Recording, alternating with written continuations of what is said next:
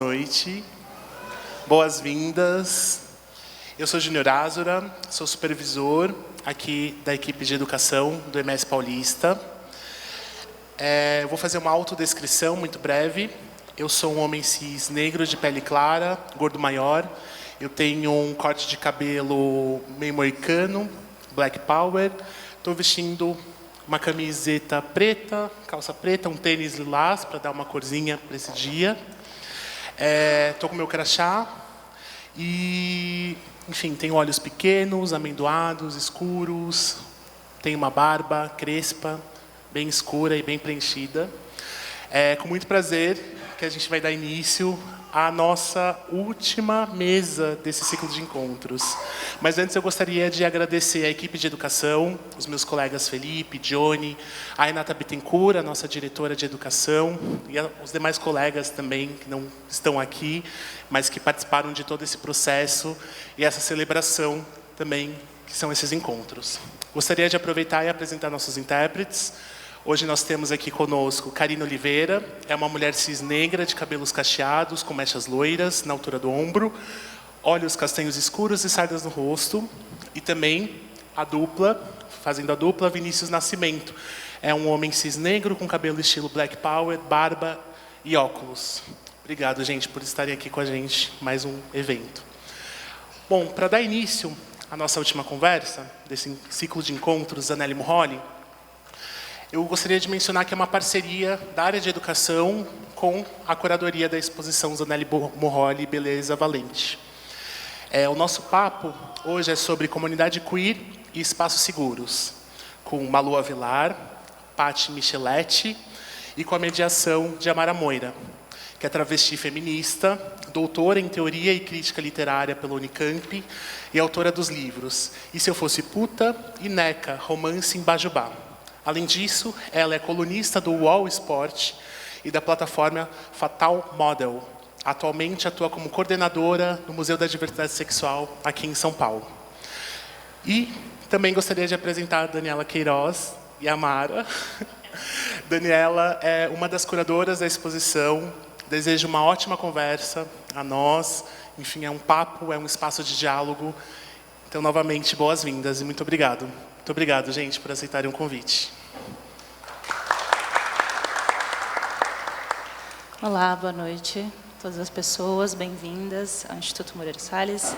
Eu queria começar agradecendo a presença de vocês, reforçar a importância para a gente, né, desse momento, acho que de encontro do pensamento curatorial com também o pensamento dentro da área de educação. Eu acho que a gente foi, né, como o Júnior falou, esse é o último encontro, acho que a gente foi muito feliz em poder construir uma programação juntos. E eu acho que também, acho que um ponto muito importante da exposição e de todo esse projeto, né, porque eu acho que mais do que uma exposição, esse é um projeto que Zanelli Murroli propõe para o Instituto Moreira Salles, que é pensar mesmo a arte como um ativismo, né? Então, Murroli se identifica como uma pessoa ativista visual e não artista visual. E foi um trabalho que, desde o começo, muito antes da exposição, ele é muito colaborativo. Então, ele contou com a parceria, né, que culmina na exposição. Assim. Então, uma das parcerias fundamentais que a gente teve na construção desse projeto foi justamente a Amara. Então, muito feliz de ter você aqui, né, finalizando esse ciclo de alguma maneira. O Museu da Diversidade Sexual foi um grande parceiro da exposição. Então, quando a gente vai lá embaixo e vê a cronologia, né, brasileira dos direitos do movimento negro e do movimento LGBTQIAPN+, a gente contou com a consultoria e a feitura dessa cronologia dos direitos do Museu da Diversidade Sexual, coordenado pela Amara. Dentro da residência de Murroli em São Paulo, acho que também é um dos pontos mais emocionantes e fundamentais para Murroli entender um pouco o que é a situação, né, e como se articula o movimento aqui em São Paulo. Acho que Murroli fala muito que não é um movimento no Brasil, né, mas é um movimento em São Paulo. Foi o Trans no Corre. Então, a gente teve com o Murroli num dos eventos, né, num dos encontros de corrida no Minhocão. Foi muito rápido, né, mas eu acho que também serviu tanto para a gente da instituição, mas para Murroli entender a possibilidade dos corpos trans estarem no espaço público, né? E eu acho que tudo isso culmina também com a possibilidade de fazer com que essa exposição fosse mais do que uma apresentação de trabalho, mas também fosse um local de acolhimento, né? Então, quando a gente coloca aquele sofá no final da exposição, ali que as pessoas podem sentar, assistir o filme, a ideia era que aquele também fosse um espaço de segurança, de acolhimento. Então, para que a comunidade LGBTQIA+, principalmente negra, brasileira, pudesse sentar ali, dormir, fazer um date, só passar tempo. Eu acho que isso conta muito com a colaboração de vocês, que também já propuseram esses espaços e fortalecem esses espaços que fazem com que a gente do Instituto possa dar continuidade a isso. E agradecer profundamente a todos vocês que estão aqui. Eu acho que, como eu falei, né, Morroli não está aqui, os outros 2 curadores também não, que é Tiago Nogueira e Ana Paula Vitório, mas o nosso intuito justamente é poder fortalecer essas conversas. Eu acho que é a partir daí que a gente constrói um movimento coletivo, né, filha? Gente, boa fala para vocês, muito obrigada mais uma vez e boa fala para a gente.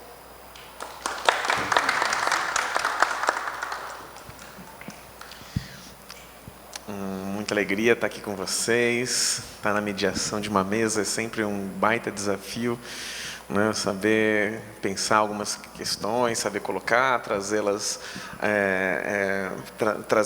da forma que a gente consiga render o nosso melhor e fazer a melhor das trocas possíveis. Isso é um baita de um desafio. Espero dar conta do recado e fazer com que surja um diálogo bem rico aqui entre nós hoje. Estou particularmente feliz de poder estar mediando essa conversa. Esse debate ele é muito importante, né? Comunidade queer e espaços seguros, né? Tenho várias questões, né, que estava mostrando para elas sobre esse debate, né? A gente pensei umas fogueiras aqui para jogá-las e aí a gente vai se divertindo, respondendo juntos, né, o que essa provocação dá conta, né? Deixa eu apresentar então minhas companheiras de mesa aqui. Malu Avelar, artista interdisciplinar e pesquisadora. Malu Avelar nasceu em Sabará, Minas. Sua trajetória é marcada pela dança desde a infância. Formou-se no curso de dança do Cefar, no Palácio das Artes, em BH.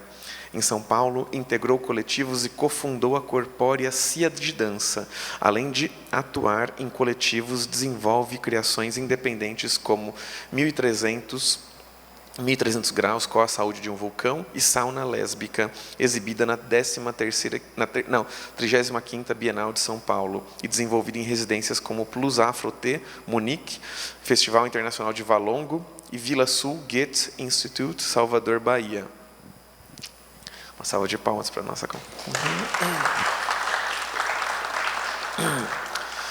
Patti Micheletti é travesti, nascida e criada na zona leste de São Paulo, modelo e atriz, tendo desfilado em diversas edições da Casa de Criadores. Professora e diretora de passarela, dedica-se à ampliação de espaços para corpos dissidentes na moda. Além disso, é líder da comunidade de corrida de rua Trans no Corre, integrante do Comitê de Aconselhamento Comunitário e multiplicadora de círculos de cultura na USP, atuando na intersecção entre arte, esporte e educação para fortalecer a inclusão e a representatividade trans. Uma salva de palmas para a Tati. Bom, primeiro de tudo, eu queria trazer que vocês começassem apresentando um pouco desses 2 projetos tão peculiares e interessantes que vocês desenvolvem, né? A sauna lésbica, né? E o Trans no Corre, assim, né? Poderiam começar apresentando? Quem quer começar? Boa noite. É um prazer imenso estar aqui. Eu vou dar uma olhadinha aqui no celular, que estão minhas notas. Eu sou uma baderna, tá? Eu anoto no caderno, no celular, em guardanapo. É um caos. Eu acho que isso também diz sobre presença, né, de presenciar as matérias. Vamos lá. Acho que antes de eu começar a falar sobre a sauna, eu preciso agradecer às mulheres lésbicas sapatonas que me ajudaram a refletir sobre esse processo. Então, vou falar o nome delas antes de falar sobre a obra em si. São elas Ana Paula Matias, Grace Passou, Rebeca Carapiá, Diane Lima, Bárbara Ismênia, Ana Turra e Marta Supernova. Elas não necessariamente trabalharam juntas nas mesmas edições, mas foram convidadas para pensar junto comigo essa obra instalativa. A sauna ela surge na residência Plus Afroté. Na verdade, eu fui para lá com 23 anos, eu era bem jovem. E antes de eu ir, eu tive um diálogo com o Felipe Couto, que ambos dançávamos na Cia Sansa Croma, na zona sul de São Paulo, sobre a direção da Gal Martins. Para quem não conhece, é a primeira companhia negra de dança contemporânea na cidade de São Paulo. E, na época, a gente descia numa parte do ônibus e vinha no Minhocão andando. E a Verônica deixava a gente no centro, a gente vinha andando, e ele sempre vinha contando história, o Felipe. Ele me contou muitas histórias das experiências dele na sauna gay. E, em um desses dias, eu falei, nossa, eu queria muito ter uma experiência dessa. E aí ele falou, você não pode entrar. E aí, nesse dia, eu falei, e se existisse uma sauna lésbica? E se existisse uma sauna sapatão? Só que eu guardei isso por um ano. Isso foi em 2017. E, quando eu fui convidada para essa residência na Alemanha, eu estava indo como artista da presença, como performer, e eu estava indo para pensar, principalmente, a coreografia como um pensamento não só de deslocamento, mas de estado físico. Como que o corpo negro, como que eu entrava no mercado e, ao ser perseguida dentro do mercado, eu entendia que o meu corpo criava tensões musculares e, a partir dessas tensões, eu me movia. Então, como é um corpo que se move sobre tensão constante? E aí vem a relação com os vulcões. E aí, essa residência estava na curadoria do Mário Lopes e da Diane Lima, que foi a curadora que me levou para outros lugares também, eu sou muito grata. E, durante esse processo, foi interessante, porque, primeiro, eu criei o 1300, porque eu estava questionando justamente esse lugar de humanidade desse corpo, me entendendo ali como sapatão e entendendo que esse corpo, toda vez que ele se aproximava de uma ideia de masculino, ele era barrado, perseguido, e quando ele se aproximava de um feminino, ele era assediado por ser negra. E aí me vem essa fala muito presente da Audre Lorde de estar no entre. Então, no movimento feminista, você é negro. No movimento sapatão, você é negro também, porque convenhamos que o movimento sapatão lésbico ele é bem racista e bem transfóbico. Então, e chegava no movimento negro, você é LGBTQIA+, eles não sabem nem como te chama. Tipo assim, você entra nesse limbo. E aí, a partir desse limbo, eu fui entendendo o meu corpo como um lugar de atrito constante. Então, dali eu começo a questionar a ideia de humanidade, dali eu começo a criar o 1300.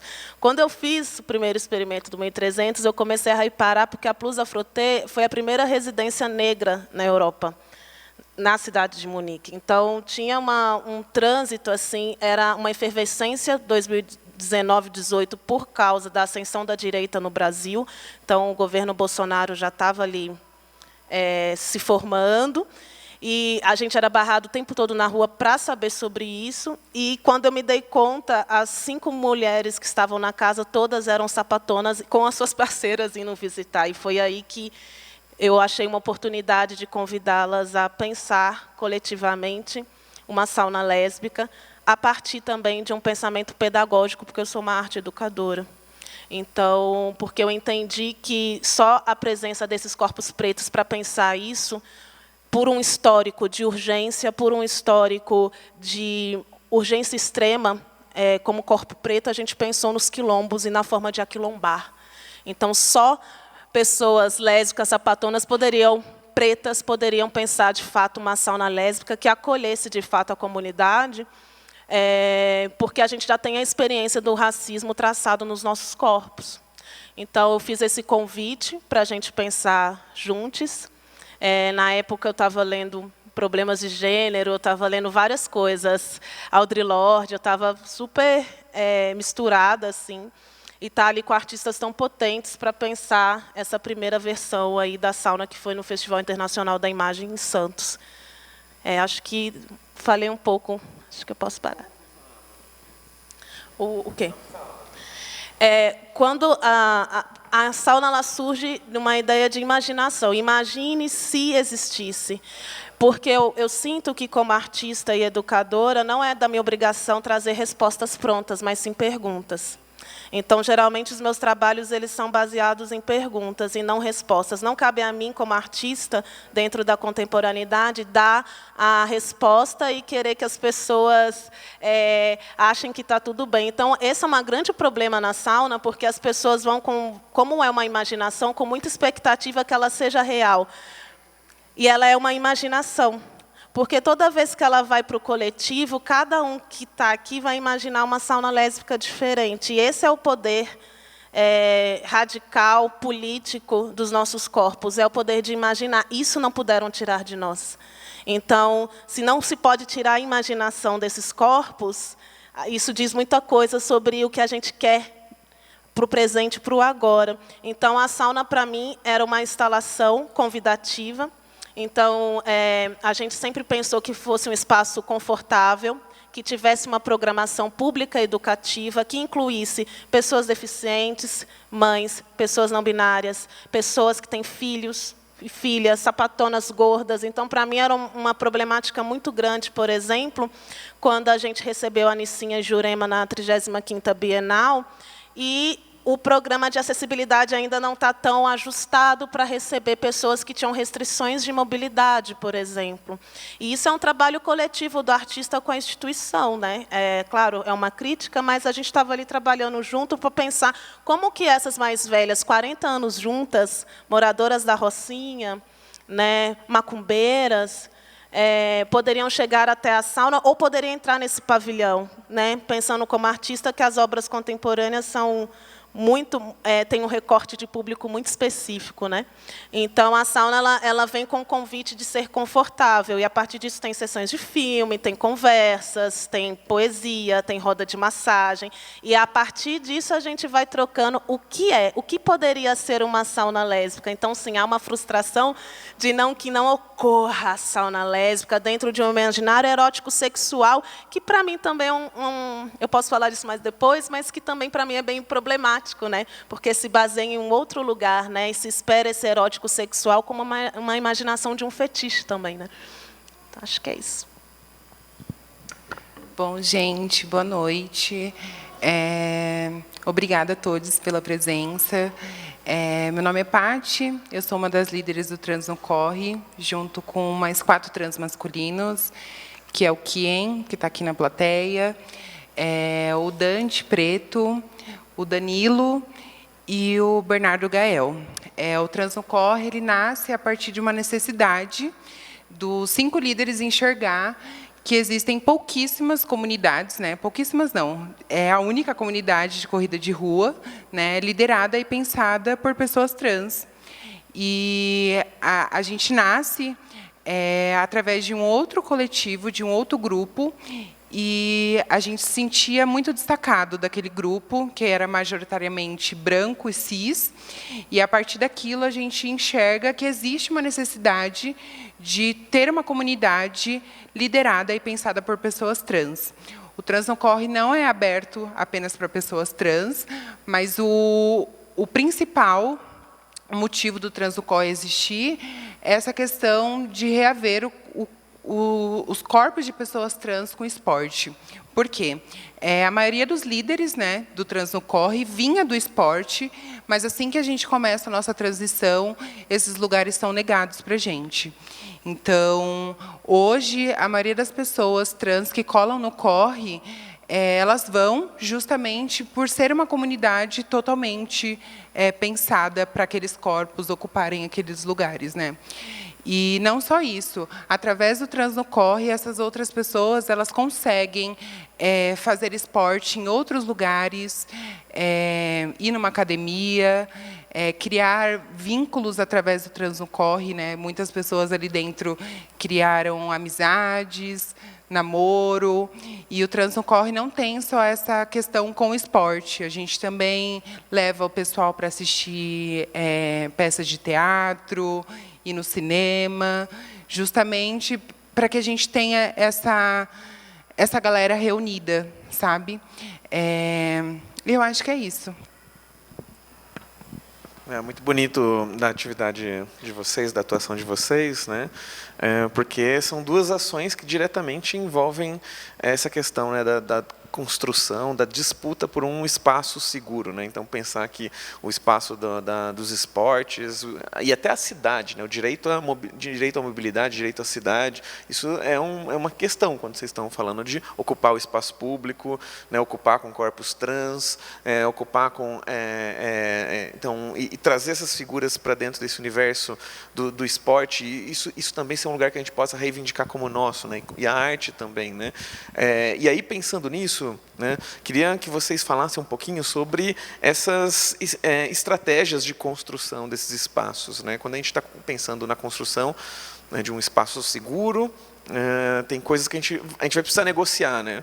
O espaço não existe ainda, então para a gente conseguir criar, para conseguir fortalecendo, tem coisas que a gente vai cedendo, tem coisas que a gente abre mão, né? Tem coisas que a gente finca o pé e fala que isso não pode ser tolerado, né? Eu queria ouvir um pouco de vocês, assim, né? Como é que vocês pensam essa questão dessas negociações em busca de um espaço seguro, assim, né? Em busca de um pequeno nicho que eu imagino também que seja um começo de uma conversa, né? Porque o ideal seria que toda a sociedade chegasse nesse ponto, né? Mas a gente começa com esses pequenos espaços, essas pequenas experimentações, e como é que a gente vai fazendo isso, né? Eu acho forte, né, quando a gente fala em lugares seguros para pessoas trans, né? Recentemente, sábado passado, inclusive, dentro do nosso corre, ali na Roosevelt, que a gente se encontra. Inclusive, está todo mundo convidado para poder colar no corre. Todo mundo? Rola, mesmo quem está começando a correr? Sim, a gente tem caminhada, corre e anda. Todo mundo.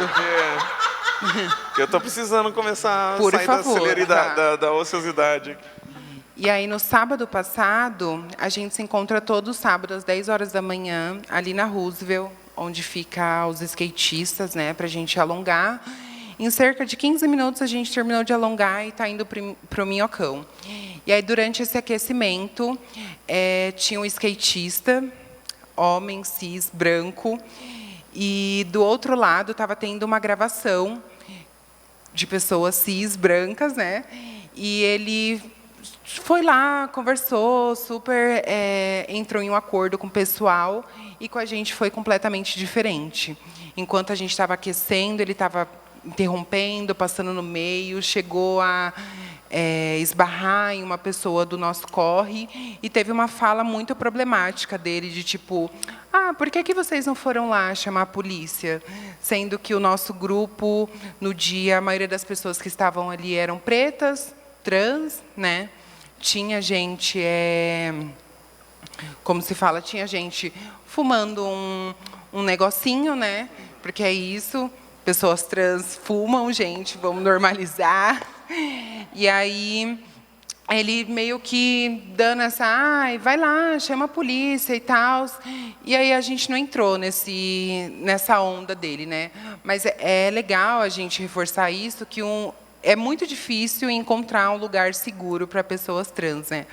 E, ao mesmo tempo, é interessante a gente lembrar que onde a gente ocupa hoje, às 10 horas da manhã, na época da ditadura militar, era onde os nossos corpos eram caçados também, que a gente só podia ocupar durante a noite, né? Então, hoje, às 10 horas da manhã, ver diversos corpos correndo e ocupando aquele lugar é muito importante, muito interessante, né? Porque, como eu falei na minha fala do começo, muitas pessoas trans não praticavam nenhum tipo de esporte e, através da comunidade, começou a se interessar em praticar esporte, sabe? Porque o Trans no Corre vai além do esporte, é muito mais do que a corrida, é o que a gente cria, os laços que a gente cria, começa a se enxergar como uma possibilidade em outros lugares. Eu mesma, quando eu cheguei no Trans no Corre, né, quando começou o Trans no Corre, eu não me enxergava como uma possibilidade em nada. Eu me enxergava muito perdida, na verdade, sabe? E, através do Trans no Corre, eu me enxerguei como uma possibilidade como modelo, como atriz, como afeto. E muitas outras pessoas também sentem isso, sabe? Então, eu acho que o lugar seguro é a gente que está criando nesse momento entre nós, sabe? Entre pessoas trans, mas que, ainda assim, recebemos olhares, atravessamentos, né? Mas quando você está em um coletivo de pessoas que são iguais a você, é completamente diferente você enfrentar isso, né? Porque quando a gente enfrenta uma semana aí muito cisgênera, é muito mais difícil a gente conseguir lidar. Mas quando a gente está em turma, em um bonde, é completamente diferente.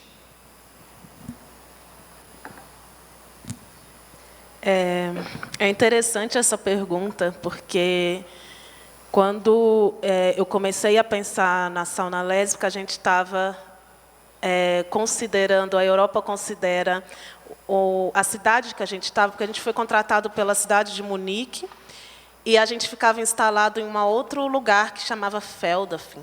Não sei pronunciar em inglês, tá, gente?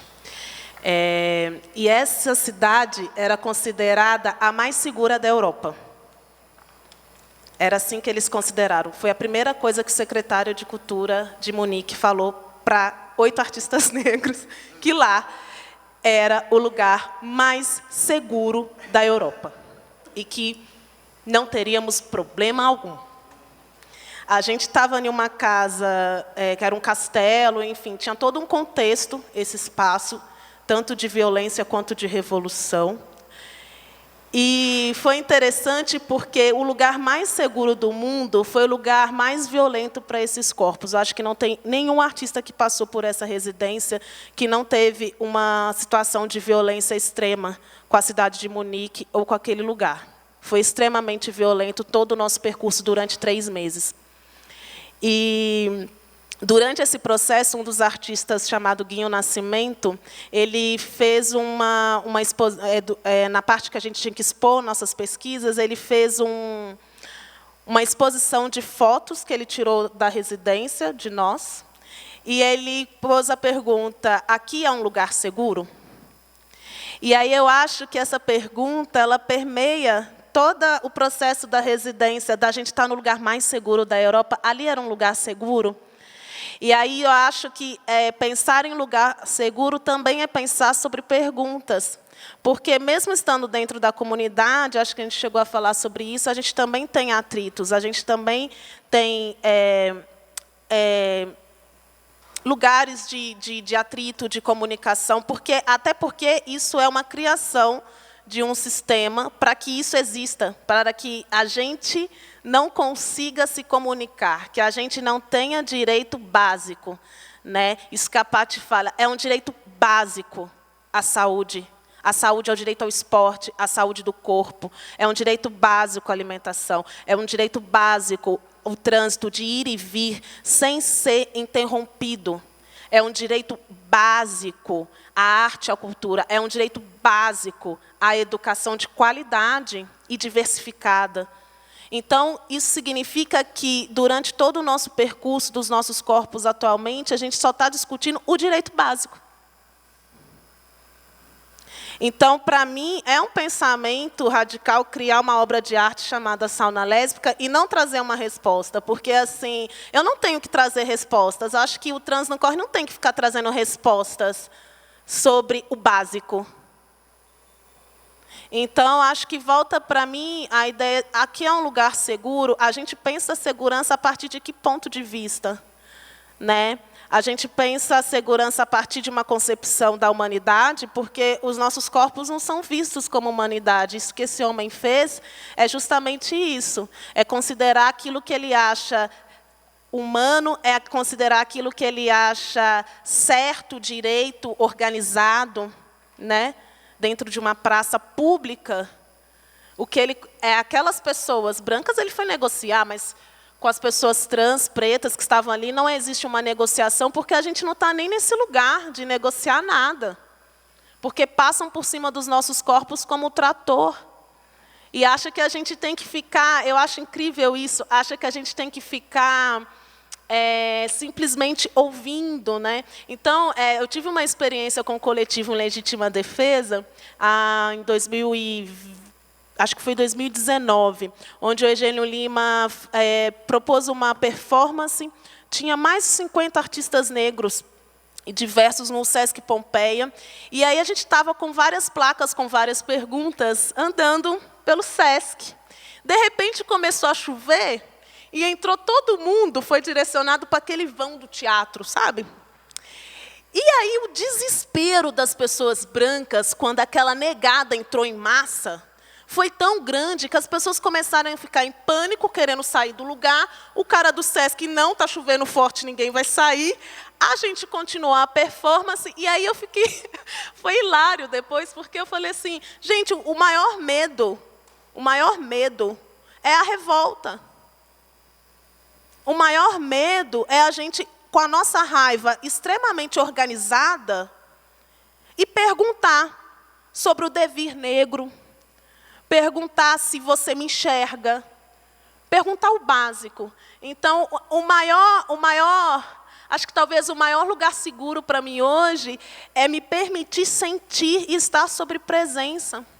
Porque quando eu propus a imaginação da sauna, eu imaginava que os corpos entrariam num espaço que eu ia tentar fazer o mais confortável possível para coreografar junto comigo e dançar junto comigo possibilidades de presença, de só estar. Então, talvez, para mim, o lugar seguro é sobre estar no aqui e agora, e compartilhando, sabe, de momentos. Porque isso não é possível de tirar, isso não é possível de roubar. Né? A imaginação, o sonho, a presença, a corporalidade. Né? Por isso que é tão fantástico, né? Correr junto é estado de presença. Né? Estar junto é estado de presença. Talvez esse seja a única possibilidade de pensar segurança, porque da porta, quando a gente sai por aqui, a gente já não sabe mais o que vai acontecer. Acho que é por aí. Nossa, muito interessante essa questão, né? A gente tentam nos fazer acreditar que o lugar seguro é um lugar com fiscalização, um lugar com policiais, é um lugar com controle, com vigilância. E esses lugares costumam ser terríveis com a gente também, né? Entrar numa delegacia não é uma experiência que eu quero repetir tão cedo na minha vida. E também, ao mesmo tempo, uma das coisas que eu estava pensando enquanto vocês falavam é que, para a gente disputar uma sociedade em que caibam pessoas trans, a gente tem que ir criando microestratégias de pessoas trans no corre, né, para criar um lugar, uma forma de que pessoas lésbicas, pessoas negras possam estar presentes, circulando. A gente tem que ir buscando micro experiências que vão minando resistências, minando fronteiras, barreiras. E aí, ou seja, né, essas micro ações, elas têm que ver com um projeto estratégico, pelo menos de segregação, né? A gente segrega, né? Eu lembro recentemente participei de uma suruba lésbica, a Lesbo Party, né? Muito divertido assim, né? Aí vamos juntar lésbicas, mulheres cis, trans, pessoas não binárias eram bem-vindas também, né? Para fazer uma suruba, e foi uma experiência, foi a primeira vez que eu fui numa suruba, foi muito divertida, mas a gente pensar uma forma segregada, né, a segurança muitas vezes também para nós está num lugar de segregação. Às vezes a gente vai buscar isso também em relacionamentos afrocentrados, transcentrados, né, e isso funciona enquanto uma estratégia local, né, mas queria ouvir vocês também, né, como é que vocês pensam sobre as limitações disso e sobre as frustrações também, né? Porque às vezes a gente entra num rolê de vamos transcentrar e aí descobre que tem muita treta também entre pessoas trans, vamos afrocentrar e muita treta também entre pessoas negras, né? E como é que vocês pensam a importância, o potencial, mas também as limitações desse tipo de estratégia, né? Como é que a gente expande, começa com isso, né? E depois vai para mais coisas, assim, né? O que vocês acham? Faz sentido?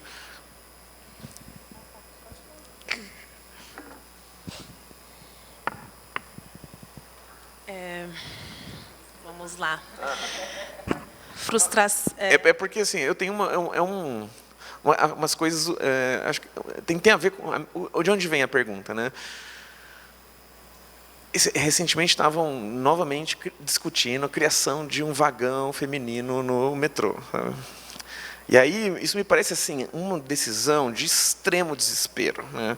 Parece que a sociedade tão perdida, não sabe o que fazer, como controlar violências de homens com corpos femininos. Vamos segregar, porque não dá para manter juntos.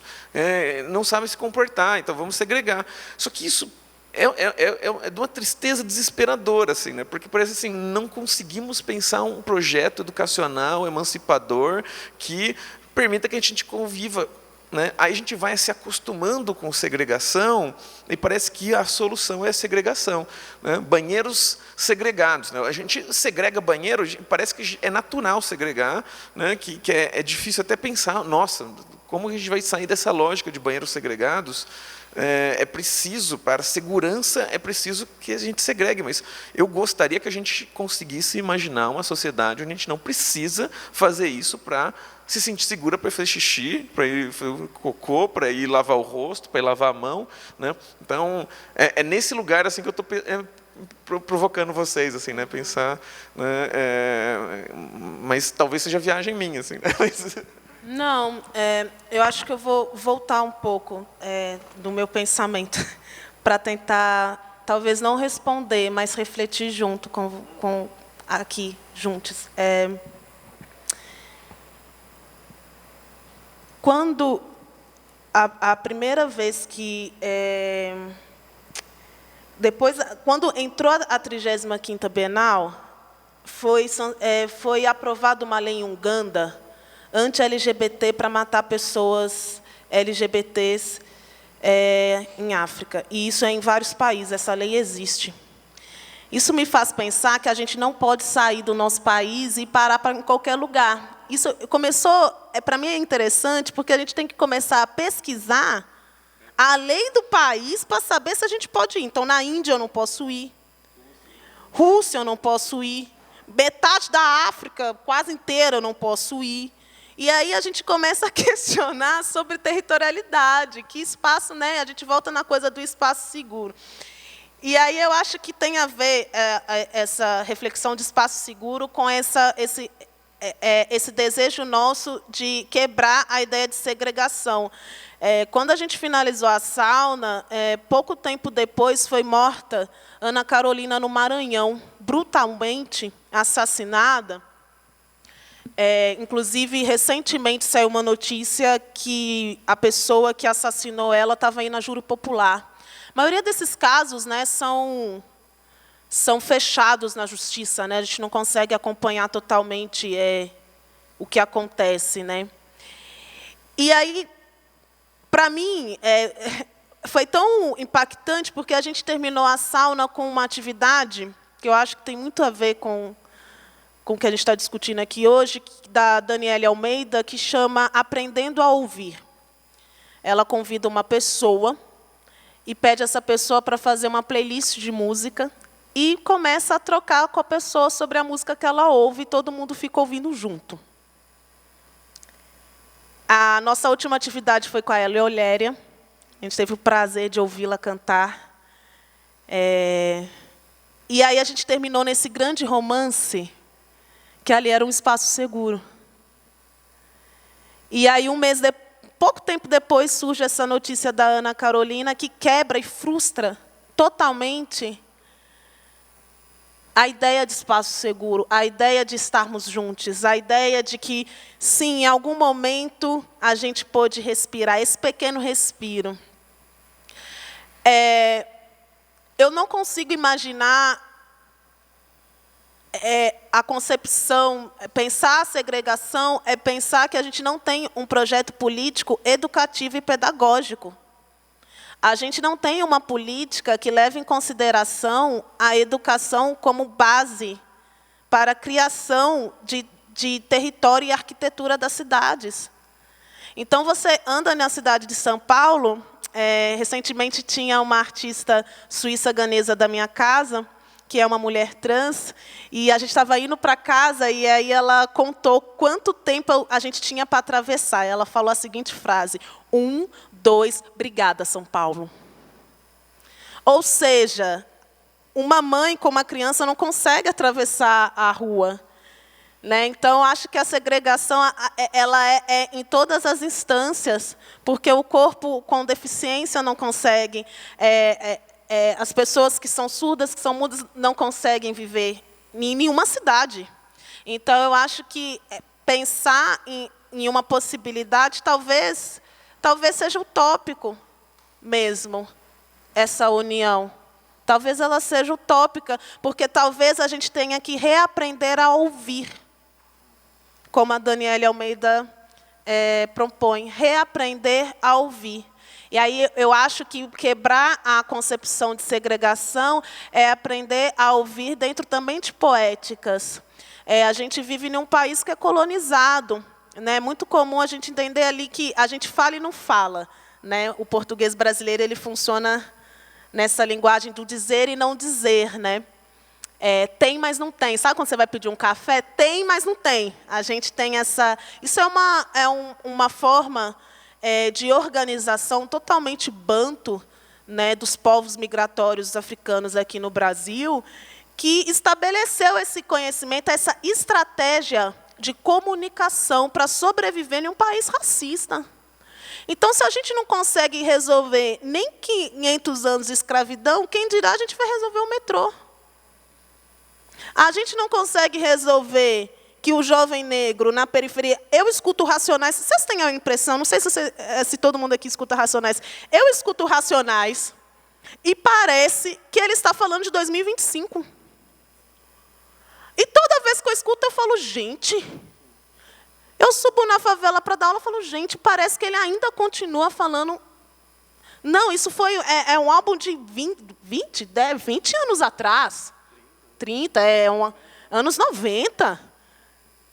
Então, eu acho que a gente tem que aprender a ouvir, e isso não parte só das nossas comunidades, porque por mais que a comunidade LGBTI negra, indígena, está tendo atrito, a gente está tentando se ouvir. Eu acho que tem um lugar aí de um comodismo, de uma preguiça da branquitude brasileira, dessa burguesia brasileira, que não está disposta a ouvir. Está disposta a virar para você e falar, então você está menos agressiva agora. A gente está reagindo. Eu acho que a comunidade negra, LGBT como um todo, as pessoas deficientes, a gente está reagindo à violência. Não é que a gente está... vocês não estão ouvindo, a gente está reagindo, porque são muitos anos de violência, ninguém aguenta mais. Então, talvez, sim, a gente, em algum momento, talvez a maior proposta para se unir é segregar e falar assim, dá um tempo aí, porque a gente precisa se organizar aqui, porque quando a revolta vir, como a Érica Malunguinho diz, vai vir o Black Trans Paranauê e pá, e já o leque, tá.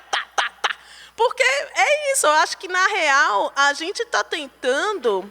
dentro desse processo, meio que torto, meio capenga, que nós cai, nós levanta, a gente está tentando reagir, porque a gente está levando burdoada de todos os lados. Então, talvez seja utópico pensar uma união, mas eu acho que a gente ainda não reagiu.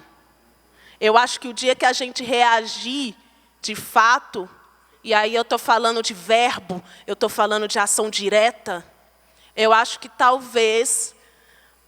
outros lugares possam vir a acontecer, mas eu sinto que a gente ainda está no processo de reorganizar as violências e teorizar e se propor a pensar, a refletir, para aí depois talvez a gente não esteja vivas para ver a nossa construção do agora. Talvez quem vá construir isso são as crianças do agora. Né? E eu acredito muito na infância, porque nós estamos aqui, vivas e educando, e juntos, e pensando, sabe? Eu acho forte quando a gente fala sobre isso, né? Porque muitas das vezes a gente precisa abrir muito mão de nós para caber dentro desses espaços, né?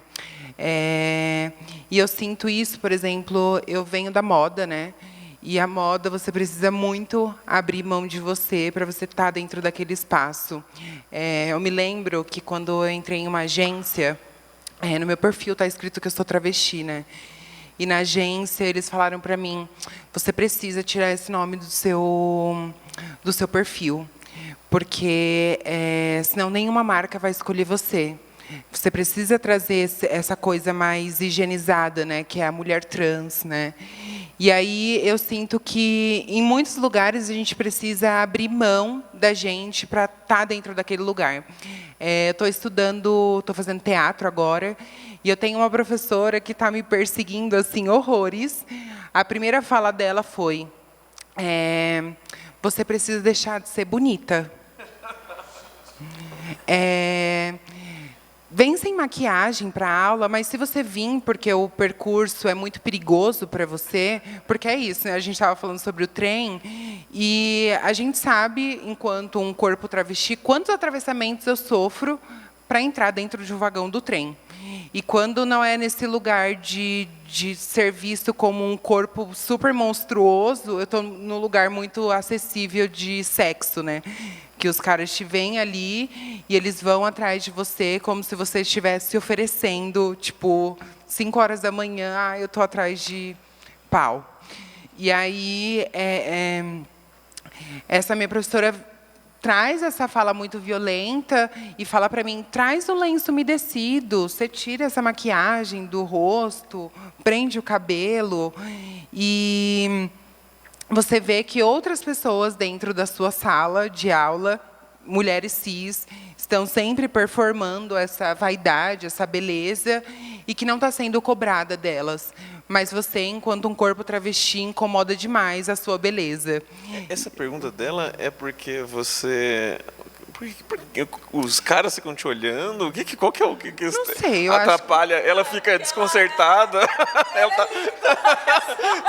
A professora fica com vontade de, sei lá, te beijar. O que está rolando? Então, não dá para entender. E aí, hoje, a gente teve uma aula de caracterização.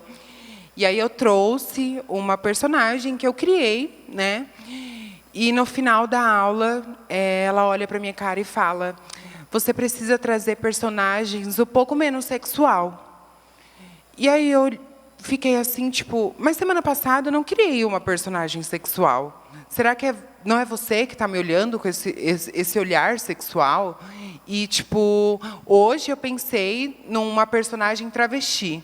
Por que trazer uma personagem travesti, que é um repertório que eu preciso ter, né? Porque eu acho que é muito difícil que eu vá conseguir papéis de uma mulher cis, branca, protagonista.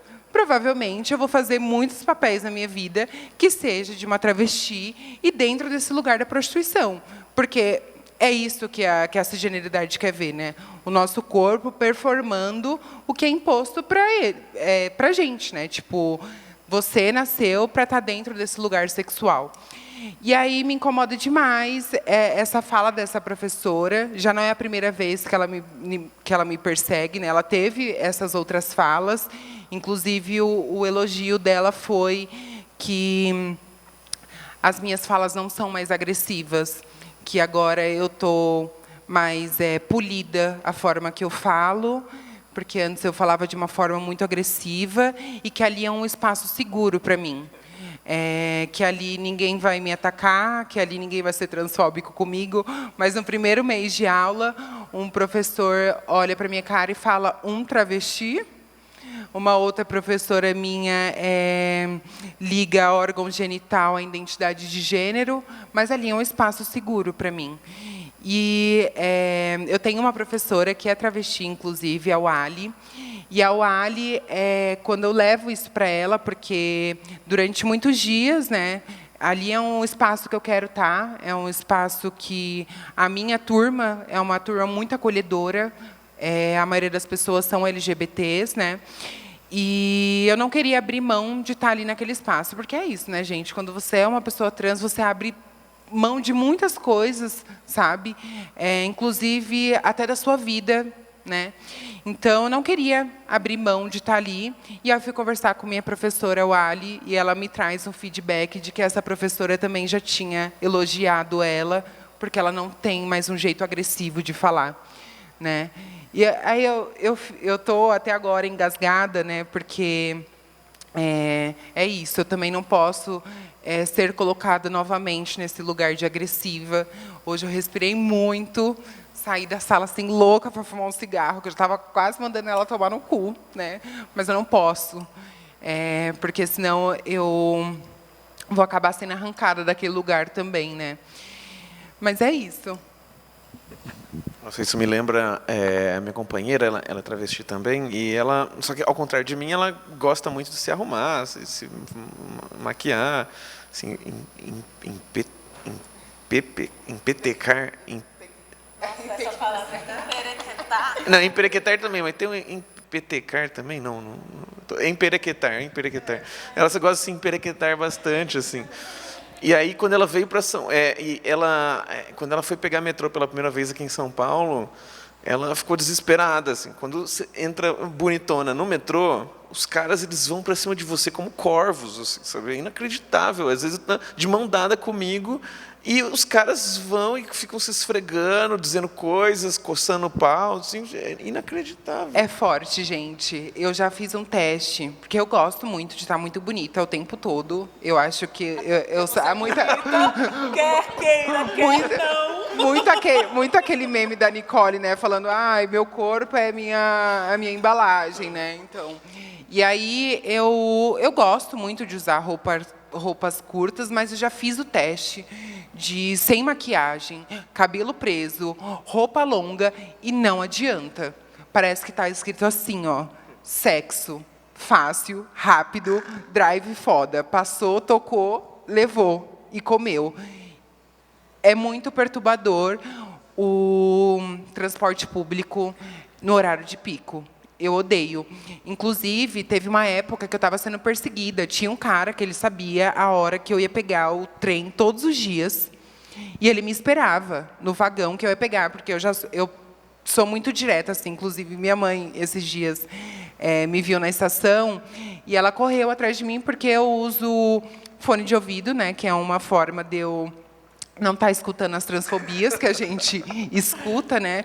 E aí eu sou muito refém do fone de ouvido, e eu com o fone de ouvido, minha mãe pedalando atrás de mim, tipo, nossa, como é difícil te alcançar, porque você entra no seu mundo e você não escuta ninguém, porque ela estava gritando na estação. E aí eu boto o fone de ouvido, vou uma coisa muito direta, assim. Aí eu subo a escada, né, porque não tem escada rolante em Guaianazes, e já entro no vagão. E ele me esperava ali todos os dias. Ele só foi abrir mão disso quando ele me viu com um homem do meu lado. E aí depois ele desapareceu, ele nunca mais foi me perturbar no transporte público. Isso é muito, né, muito perturbador, né, porque você está nesse lugar de, não é todos os dias que eu quero acordar às 5 horas da manhã e pegar transporte público, e aí você está assim cansada da semana, numa sexta-feira já, e tem uma pessoa te perturbando ali, como se você como ela tivesse um passe livre do seu corpo. E não é nem no lugar do dinheiro, viu? Porque quando a gente cobra também, eu acho que eles viram essa questão das mulheres trans, as travestis, se empoderarem de estar nesse lugar agora de querer o afeto. E eles não querem mais pagar, agora eles querem uma coisa muito gratuita, rápida e sigilosa, que também está nesse lugar. Eu estava vendo ontem... Que a gente agradeça a eles por nos dar essa oportunidade, né? Sim, ontem eu estava vendo o stories de uma amiga minha, e ela reclamando que ela saiu desse lugar da prostituição, começou a trabalhar CLT, fez muitas plásticas no corpo, tentando chegar no mais passável possível, né? Porque, infelizmente, muitas de nós acabam passando por isso, de querer chegar num lugar da passabilidade, achando que vai livrar a gente das agressões da sociedade, né? E ela falando que como tinha se tornado ainda mais difícil para ela essa questão do afeto, porque antes ela cobrava, mas ela não se importava tanto com o afeto, ela se importava com a cueca que ela ia ganhar. Mas hoje ela quer o afeto, mas os boys continuam nesse lugar do sigilo. Ai, eu posso ir tipo de madrugada na sua casa?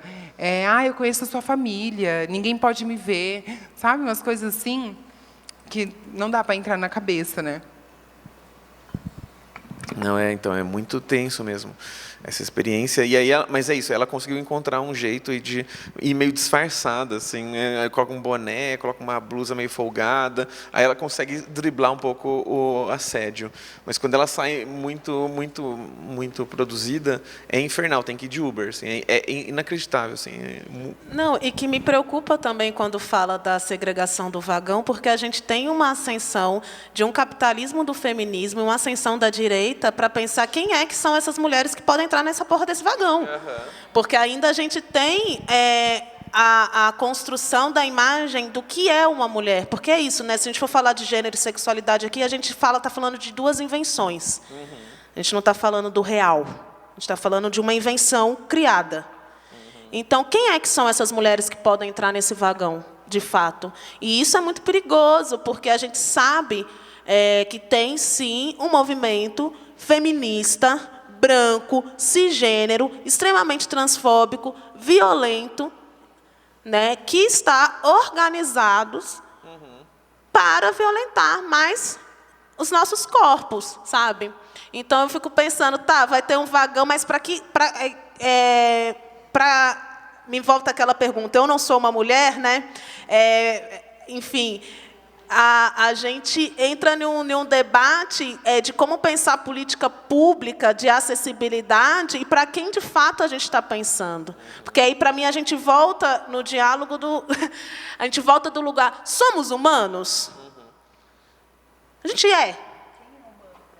Né? Porque a construção de humanidade também é uma construção branca, cis, heteronormativa. Então, e aí a Geni, eu lembro da Geni falando assim, talvez a gente não devesse disputar essa categoria Sim. fracassou, sabe? Mas, ao mesmo tempo, o que fazer se a gente não vai disputar essa, né? Parece que é difícil pensar um mundo para além dessa categoria do humano, né?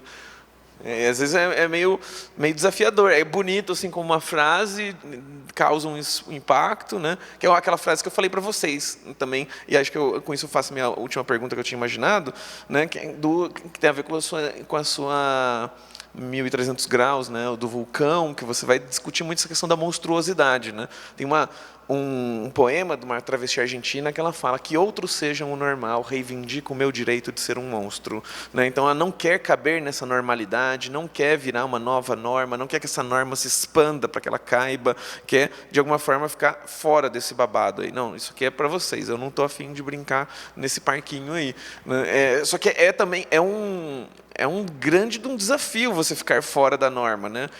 Porque é o tempo inteiro ser lembrada de que você é meio alienígena, que você é um corpo estranho, um corpo intruso, né?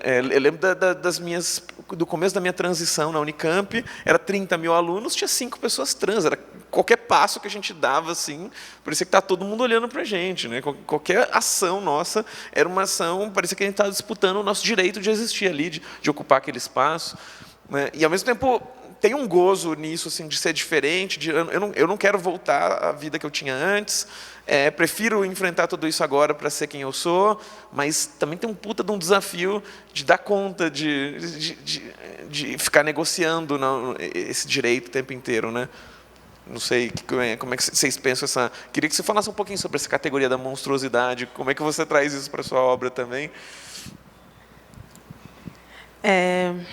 Na verdade, eu acho que a primeira vez que eu pude debater isso foi com a Camila Fontanelli, que está aqui, que tem um livro Só a Água Sustenta o Nosso Peso. Foi a partir também das leituras, de conhecer a Camila, que a gente começou, talvez, ali, a se reconhecer, né? E repensar, talvez, esse lugar de humanidade. Porque eu estava falando de vulcão, ela estava falando de baleias. E do corpo gordo, enfim. Eu sinto que, para mim, quando eu comecei a fazer o 1300, qual é a saúde de um vulcão, que é uma pergunta, foi relacionando os vulcões aos corpos pretos, né? E desejando muito que, em algum momento, a gente atritasse ao ponto de entrar em erupção. Entendendo que a destruição e a erupção ela é um processo de saúde necessário. E que o planeta ele precisa entrar em erupção, né? Ele precisa entrar em colapso. A gente não tem vulcão, tsunami, porque o planeta é muito doido e decidiu matar a humanidade, porque é isso que a gente pensa. É isso que a gente é condicionado a pensar, que tudo que está em nosso entorno, que a floresta, que o planeta, tudo é para matar o ser humano, tudo é orquestrado, né? A mata amazônica, você não pode entrar porque é orquestrado, as plantas, os animais e tudo vai, sabe? Eu acho que esse lugar egóico do ser humano, ele não foi criado por corpos como os nossos.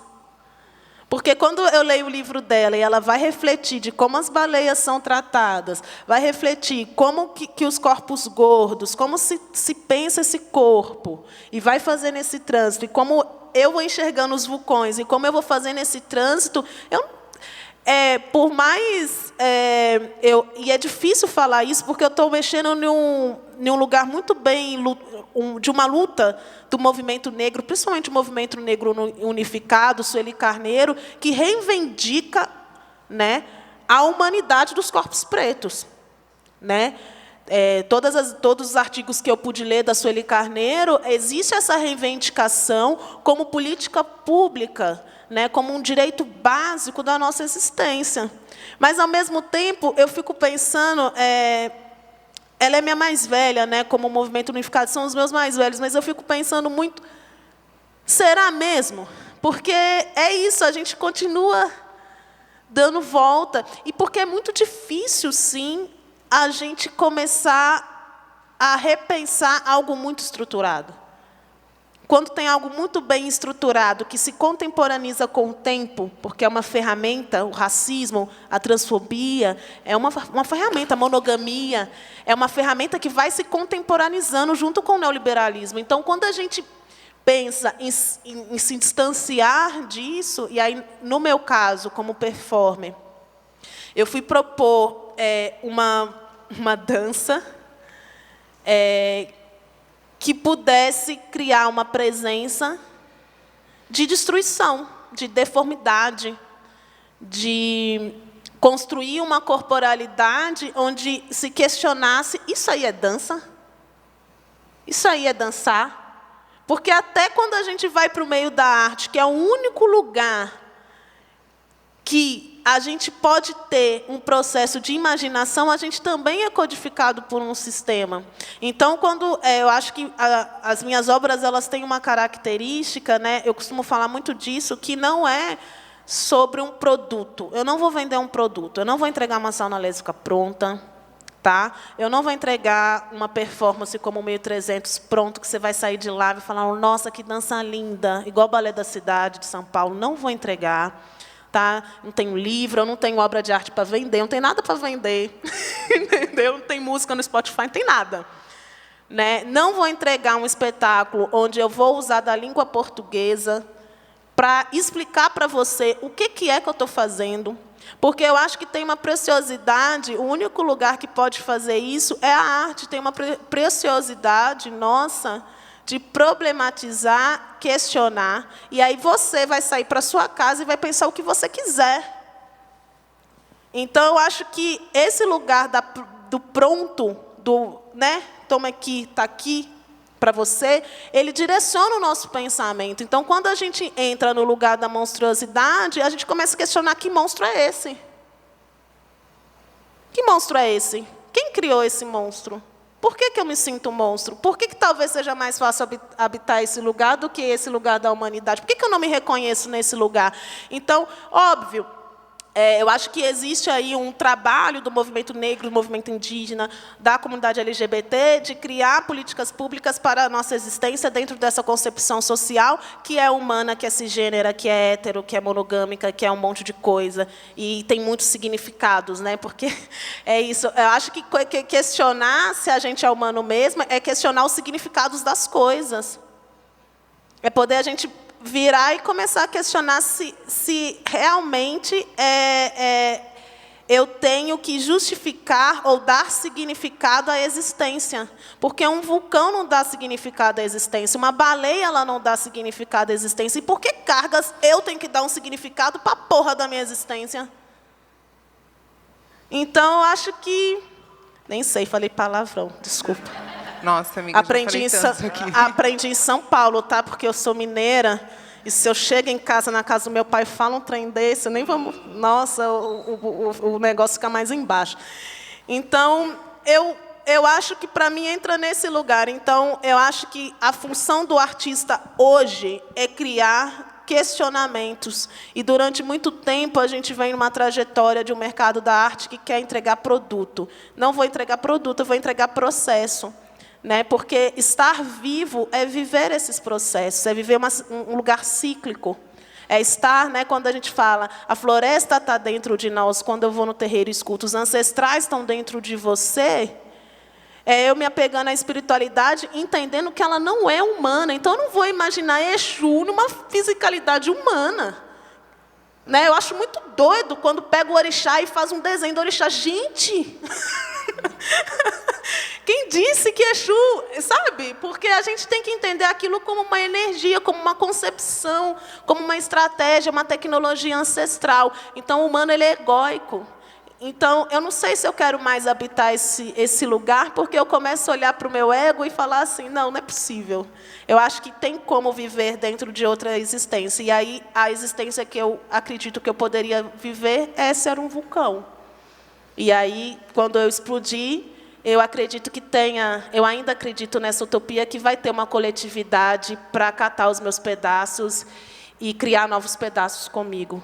Acho que por aí. Bom, o Transocorre tem uma logo que fala muito sobre isso, né? Primeiro temos o Godzilla e embaixo escrito Invadindo a Cidade. E essa logo ela foi pensada através de um poema de uma travesti chilena, Cláudia Rodrigues, que fala: quando eu vi o King Kong morrer, eu sabia que era a mim que a indústria queria matar. Pois não se pode ser tão grande e tão feia e viver no centro da cidade. Então, o Transocorre ele nasce através disso, né? Porque os nossos corpos são enxergados como essa monstruosidade e a gente sabe que são esses corpos que eles querem matar, assassinar e jogar no lugar muito de mazela da sociedade, né?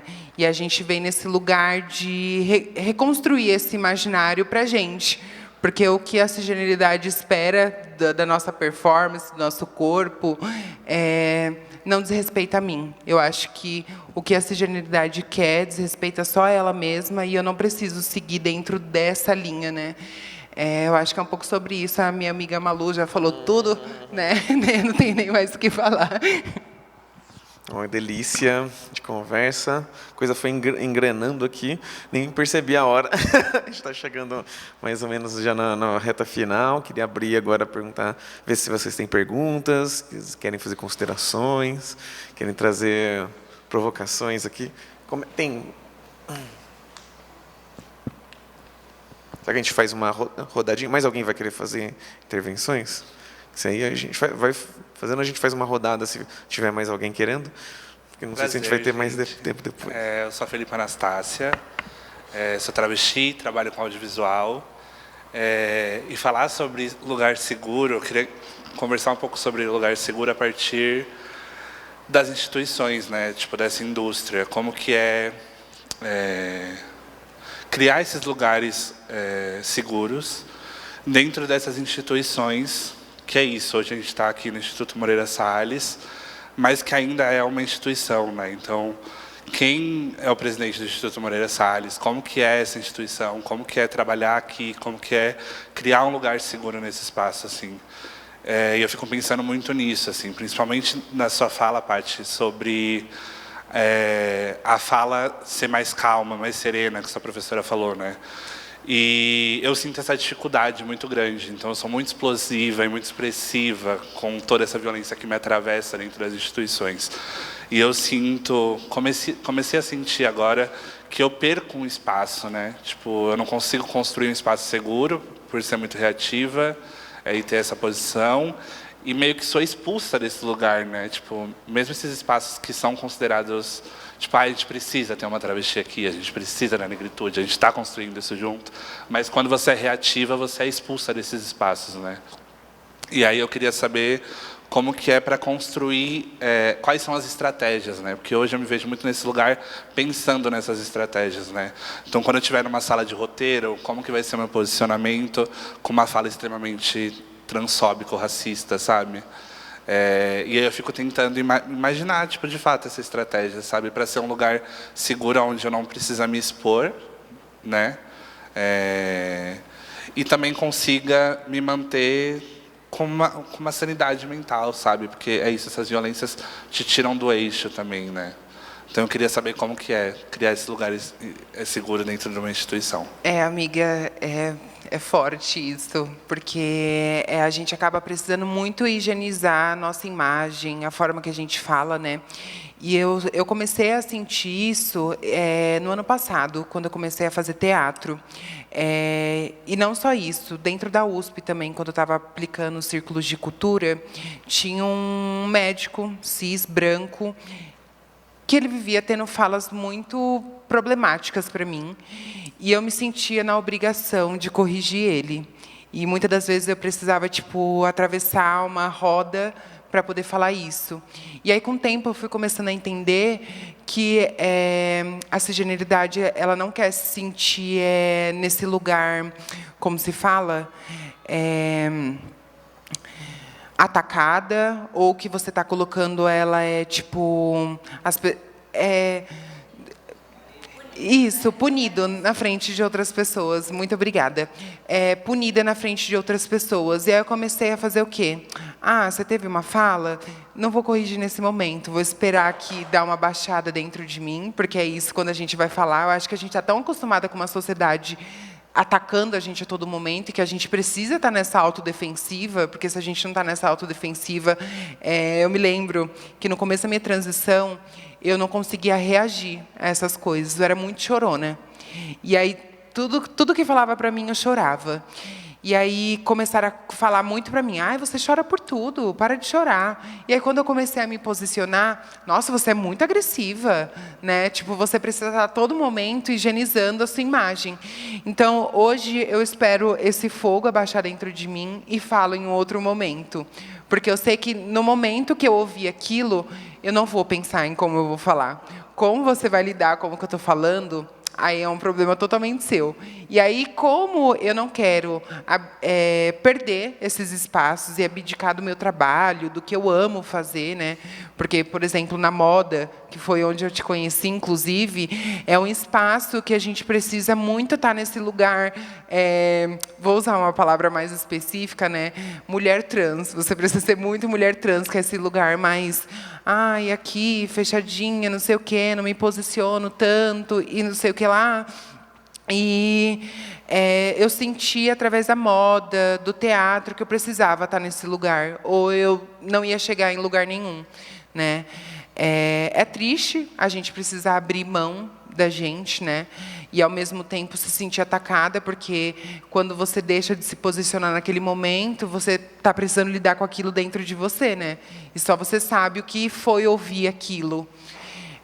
Mas, ao mesmo tempo, a gente precisa comer, né, amiga? A gente precisa trabalhar, a gente precisa de dinheiro, a gente não precisa só de...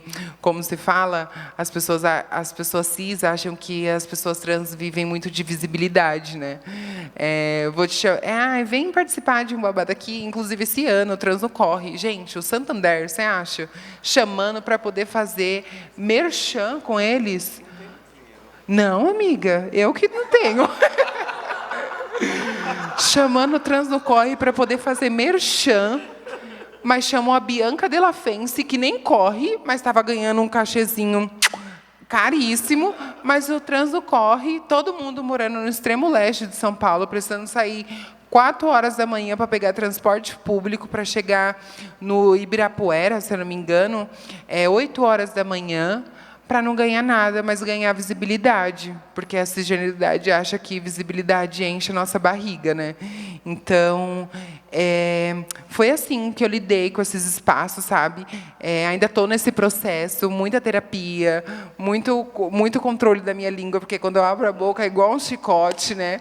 Mas é isso, a gente precisa de dinheiro, né? Então, acabei abrindo mão de muitas coisas dentro de mim para conseguir estar dentro desses espaços.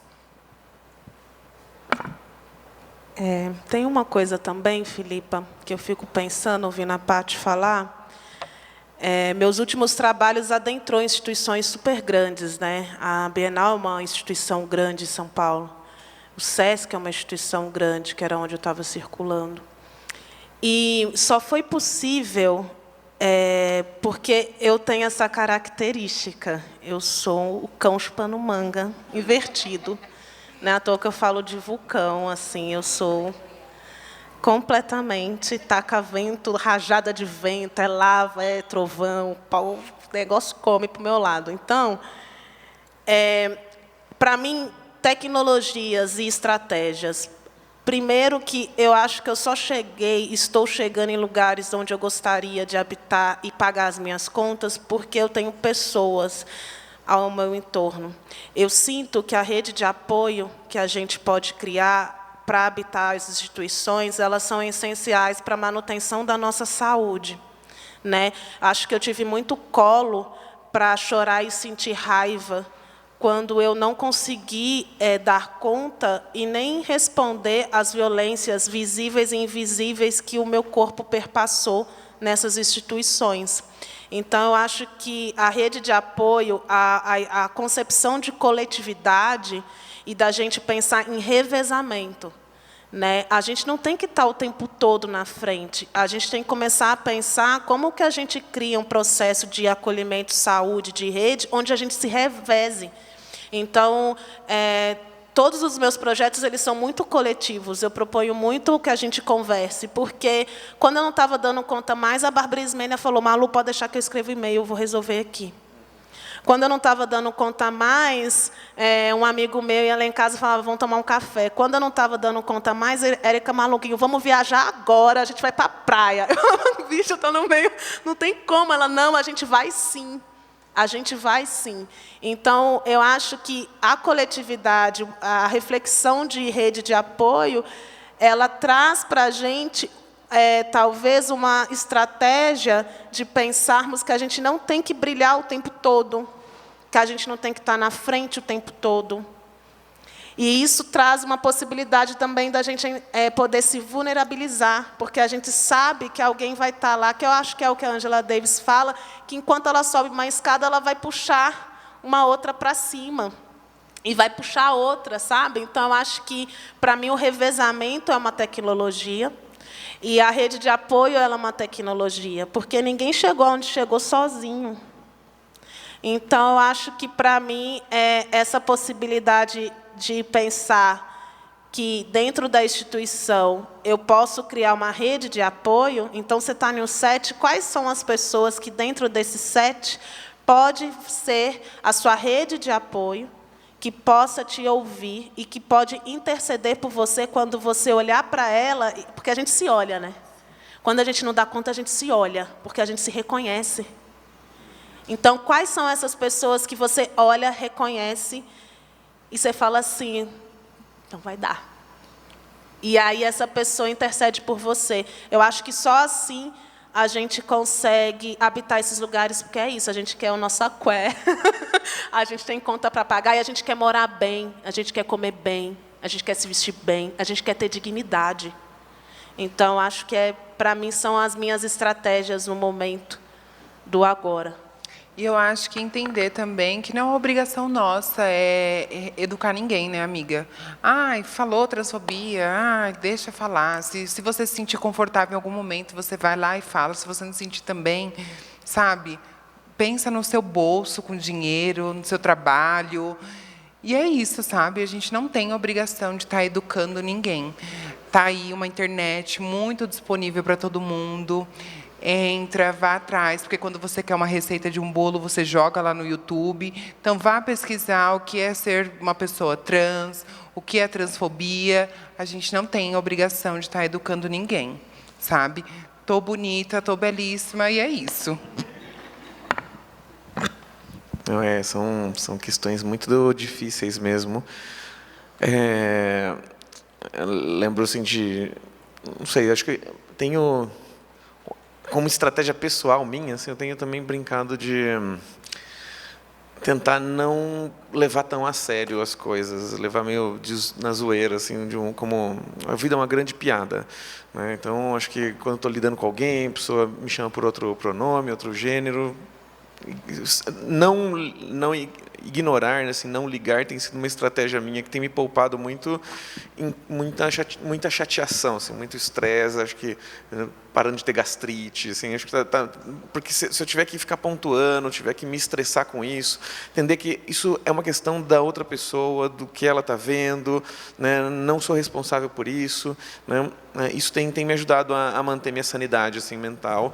E também tem algo que eu gosto de... Estou estudando agora da história trans, da história das travestis, do bajubá, da cultura da rua, sobretudo. Assim, né? Tenho percebido umas coisas que são muito interessantes, que parece que algo que a gente está perdendo um pouco, que é essa cultura ancestral travesti, ela tinha uma capacidade muito mais viva de, primeiro, lidar com o deboche. Então, elas ficavam se xingando o dia inteiro para, quando alguém viesse com xoxação, elas saberem responder. Isso a gente tem alguma coisa que a gente está perdendo. Assim, né? Agora, a nossa cultura já não sabe mais fazer... Hã? Não? Tá, mas acho que a comunidade trans está perdendo um pouco dessa capacidade do deboche, né, desse deboche, dessa resposta pronta, né, dessa ironia. Nossa, eu lembro tantas vezes assim que eu chego e aí a gata fala, nossa, que cabelo bonito. E assim, era pura xoxação. Assim. Certeza que ela estava tirando com a minha cara. Sabe? Nós nem maquiagem, mas você fica tão bonita assim. E certeza que ela estava tirando sarro. Assim. O babado que me pega mais é que, antes da nossa transição, a sociedade, as pessoas nos enxergam com uma feminilidade, né? E quando você começa uma transição, as pessoas enxergam o masculino em você assim que eu fico em choque. Porque antes da minha transição, o povo me confundia com um sapatão bofinho. Aí, quando eu comecei a minha transição, o povo começou a enxergar uma masculinidade. Senhor. Então... Não, então, e aí é isso, assim, né? Acho que tem uma questão de uma transformação. As transformações são lentas, né? E acho que isso também vou jogar uma última pergunta. E vocês têm perguntas aí, gente? Que eu tenho aqui mais uma bomba aqui para elas aqui. Porque tem uma coisa que quando a gente pensa em espaço seguro, a palavra seguro, ela indica, em algum grau, uma coisa mais estática, né? Uma coisa que acabou. Né? Como é que vocês pensam isso? Assim, né? Existe dá para a gente chegar nesse lugar onde, a partir de agora, tudo vai ser maravilha? Ou, de alguma forma, parece que o máximo de seguro é um espaço que esteja disposto a lidar com suas contradições e disposto a dialogar, mas assim, as merdas vão acontecer ainda, só que a gente vai pelo menos estar com vontade de dialogar. Às vezes eu sinto que a ideia de um espaço seguro me parece um espaço estático, né? Nesse lugar não tem discriminação, mas não sei se existe isso, assim, né? Acho que surgem outras coisas, vão surgir tretas, vão surgir coisas que a gente não estava esperando, né? Eu tenho essa sensação. Então, eu acho que pega muito naquilo que a gente começou falando lá no começo, né? Que nem dentro da nossa comunidade é esse lugar seguro, né? Porque até dentro da nossa comunidade, a outra gata quer apontar o que é feminino em você, o que é masculino, o que você tem que colocar, o que você tem que tirar. Eu tenho dito que não tem nada mais transfóbico que a comunidade trans, assim, porque nossa, que a gente tem é terrível. É babado. E aí, tipo, eu acho que esse lugar do espaço seguro, igual a Malu tinha falado lá na frente, vai ficar para nossas crianças, nossos adolescentes, né? A gente está vindo nesse lugar aqui construindo, né? Mais seguro mesmo, eu acho que hoje nem a minha casa. Na verdade, a minha casa é segura porque eu praticamente estou morando sozinha, né? Mas nem onde eu nasci é seguro, né? Eu retornei a morar em um lugar onde eu nasci e cresci e onde eu comecei minha transição. E, a princípio, eu não queria voltar para aquele lugar porque eu sabia quantas violências eu ia sofrer naquele lugar, porque as pessoas sabem do meu passado, né? Mas É forte, gente. É muita transfobia, é muito ataque, é na escola, é no trem, é na nossa comunidade. Eu acho que esse lugar seguro está muito distante ainda. Eu acho que vai ficar nesse lugar para nossas crianças e adolescentes mesmo, esse lugar seguro. Porque, por enquanto, eu não consigo enxergar. Ainda mais nessa onda antitrans que está vindo aí, né, e que daqui a 2 anos vai estar fortíssima. Não consigo enxergar esse lugar seguro. Eu acho que o lugar seguro, para mim, é dentro do meu banheiro, tomando banho e cantando Beyoncé. Eu tenho a tendência a transformar isso em pergunta. Porque a ideia de segurança... Por que nós temos que pensar no espaço seguro? Porque, tecnicamente, os condomínios de Higienópolis já são o espaço seguro da cisgeneridade, da branquitude, né? Lá é o espaço seguro deles. Eu não consigo imaginar um espaço seguro que seja estático, porque a gente precisa do movimento. Somos corpos em movimento. Eu acho que essa rigidez, ela vem dessa construção social, ela vem dessa concepção colonial, que precisa ter, sabe? E aí a gente passa a ter e esquece do ser. Então, a gente entra numa concepção que ter é uma necessidade e ser talvez nem tanta. Então, eu acho que talvez no agora, porque eu posso mudar de ideia, tá? Tudo que eu falei aqui eu posso mudar de ideia. Eu acho que talvez poder ser é o maior espaço seguro que a gente possa ter. E eu acho que é por isso que a gente está aqui lutando e falando disso. Porque a gente precisa ser, né? A gente precisa estar, né? Porque ter não foi uma concepção nossa, né? A partir que esse país é invadido, que nem sequer chamava Brasil, ele é invadido, e aí a colonialidade cria uma concepção de possuir, de ter, de invadir, de abusar, né? Dessa terra, dos corpos que habitavam aqui, dos corpos que foram trazidos para cá. Então, eu fico pensando, será mesmo que o espaço seguro é sobre ter ele como algo, como matéria? E aí eu acho que a espiritualidade ensina muito isso para a gente. Porque quando a gente não enxerga, a gente se conecta com o invisível, né? Porque tudo que é visível é aquilo que a gente está ali construindo e aquilo que a gente não vê. Então, sim, eu dou aula para crianças na Brasilândia de dança e a grande maioria das crianças que tem aula comigo de balé clássico, porque essa é a minha primeira formação, são evangélicas. A favela é evangélica.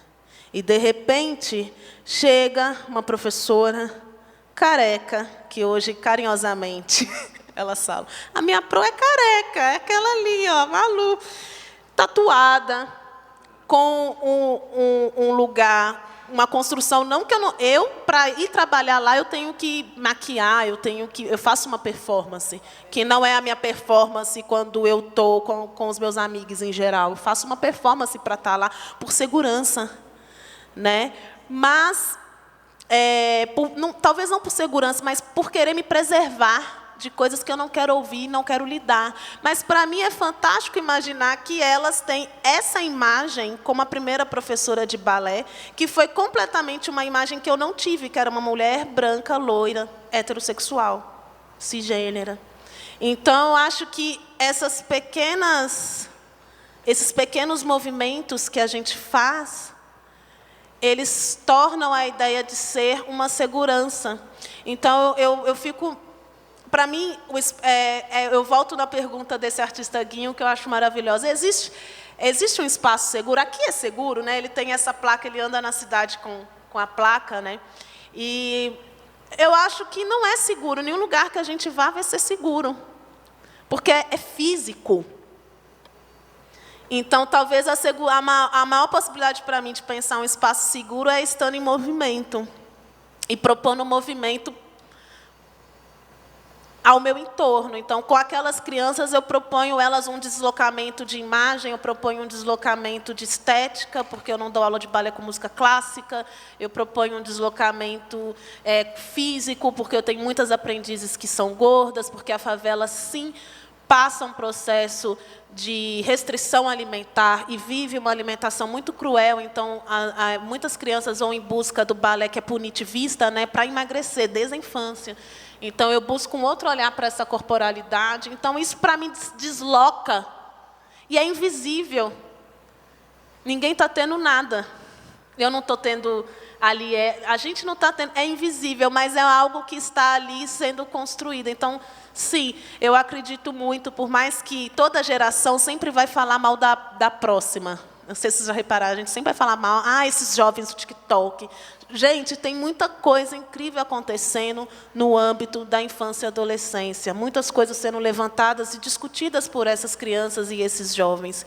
E, sim, eu costumo apostar, porque eu fui da geração de 95 que todo mundo falou que não prestava. E eu acho que eu estou prestando, né? Estou sentada aqui. Então, acho que é por aí. Que delícia de conversa. Nossa, estou bem empolgado aqui, espero que vocês estejam gostando também. Agora parece que estamos nos aproximando do nosso fim, né? Temos mais 5 minutinhos, tempo de uma última colocação, se alguém quiser fazer uma colocação. E é isso que todo esse processo que elas estão falando, assim, me lembra muito uma amiga, Amanda Palha, uma travesti, com que eu aprendi muita coisa.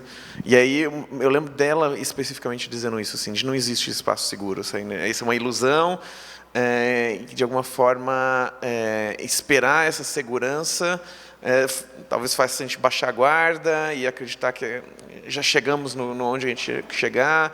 E é um processo, talvez a segurança, que é o que você está colocando também, né? Que não é um lugar estático, que é algo de ficar permanentemente... eu fico lembrando do BDSM, assim, né?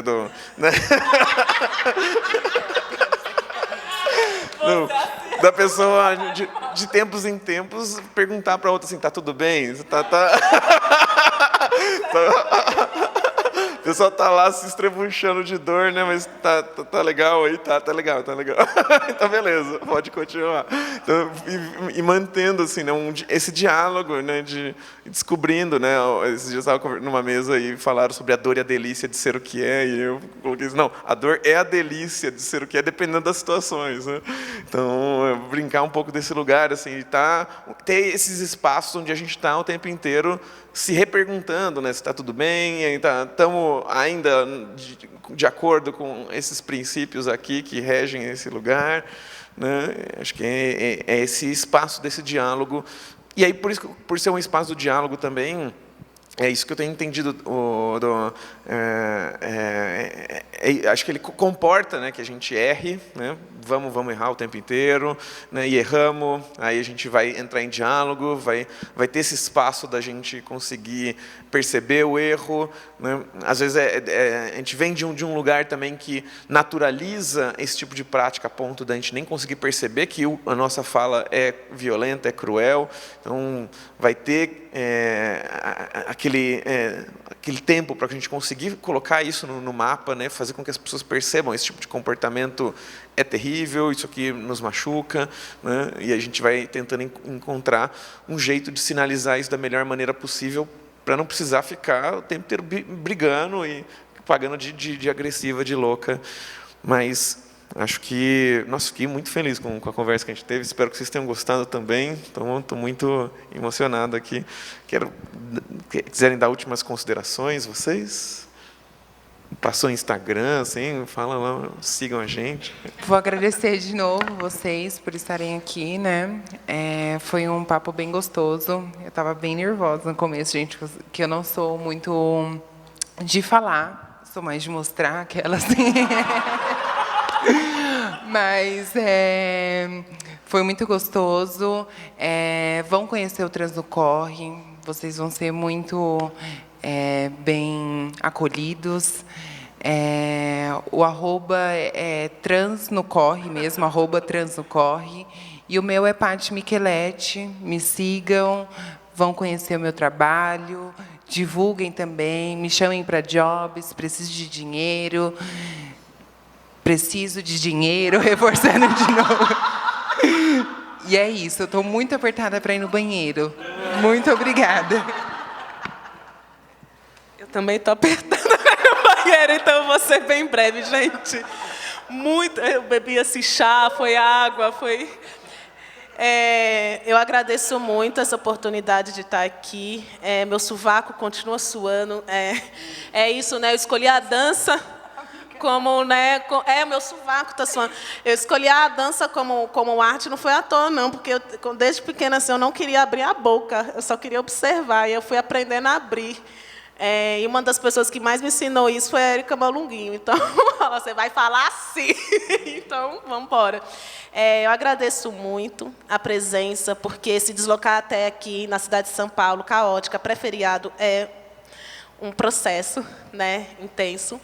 Agradeço muito a Paty, a Amara, por compartilhar esse momento comigo, aos intérpretes de Libras, por estarem aqui hoje com a gente também, e ao Instituto, né, por fazer isso possível, desse encontro. É isso. Espera a gente para tirar uma foto, deixa a gente só ir no banheiro, por favor. Eu vou vendendo livros ali enquanto isso.